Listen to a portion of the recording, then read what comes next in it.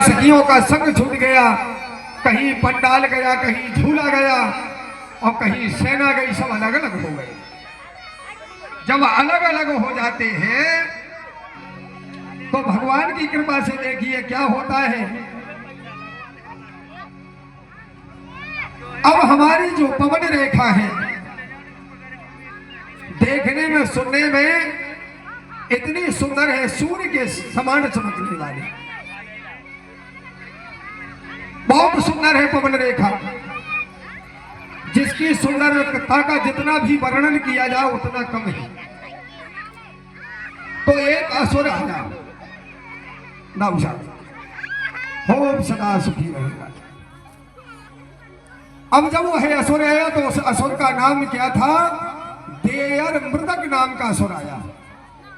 और उसने जब पवन रेखा के रूप को देखा तो तुरंत उसने अपना रूप बदल दिया। क्या बन गया? उग्रसेन बन गया। और जब उग्रसेन बन गया तो आकर के पवन रेखा से कहा कि देवी, कितना सुंदर वनांतर का आनंद है, और मुझे लगता है कि जिस आनंद के लिए हम आए हैं वन में, उस वन का आनंद लेना चाहिए। यह भाव लेकर के उसने पवन रेखा के साथ छल किया, और जब छल करके जाने लगा तो उसी रूप में आ गया। तब पवन रेखा ने कहा कि अरे दुष्ट दुराचारी, तूने मेरे साथ अच्छा नहीं किया, और मैं तुझे श्राप देती हूं कि जा तू आज से नरक में वास कर जा। उस असुर ने कहा, देवी आपने तो मुझे श्राप दिया, लेकिन मैं तुम्हें वरदान देता हूं कि जो तुम्हारे गर्भ से पुत्र पैदा होगा वह तीनों लोकों में हाहाकार मचा देगा, जिसका नाम कंस होगा। बोलिए वृंदावन बिहारी लाल की जय। इस प्रकार से जब समय आया और भगवान की कृपा से धीरे धीरे जब उसका अवतार हुआ,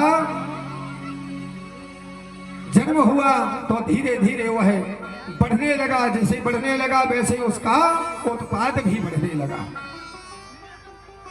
और शास्त्र तो कहता है कि 8 वर्ष की उम्र में जरासंध से युद्ध किया। जब जरासंध हार गया तो उसने अपनी दोनों पुत्री का विवाह कर दिया, अस्थि और प्राप्ति। यहां उसने अपने पिता को कारागृह में डलवा दिया, मां को भी डलवा दिया। धीरे धीरे धीरे धीरे अत्याचार बढ़ने लगा, और भगवान की कृपा से उसकी जो बहन थी जिसका नाम था देवकी, धीरे धीरे वह भी विवाह की योग्य हो गई। तो उसके मन में भाव आया कि अब इसका विवाह कर देना चाहिए। तो भगवान की कृपा से उसका विवाह किसके साथ किया? वसुदेव जी के साथ, और बढ़िया धूमधाम से विवाह किया। जब धूमधाम से विवाह संपन्न हो गया तो शास्त्र कहता है कि जितना दान कंस ने अपनी बहन को दिया है और दासियां साथ में भेजी, उतना कोई दान न उतनी कोई दासियां कोई शास्त्र में नहीं है। और बड़े धूमधाम से विदा किया। लेकिन जैसे ही विदा करके कंस लौटता है वैसे ही हमारे नारद जी ने आकाशवाणी करी, अरे दुष्ट कंस, जिस बहन का तूने इतने धूमधाम से विवाह किया है, उसी के गर्भ से जो 8वीं संतान होगी वही तेरी मृत्यु का कारण बनेगी।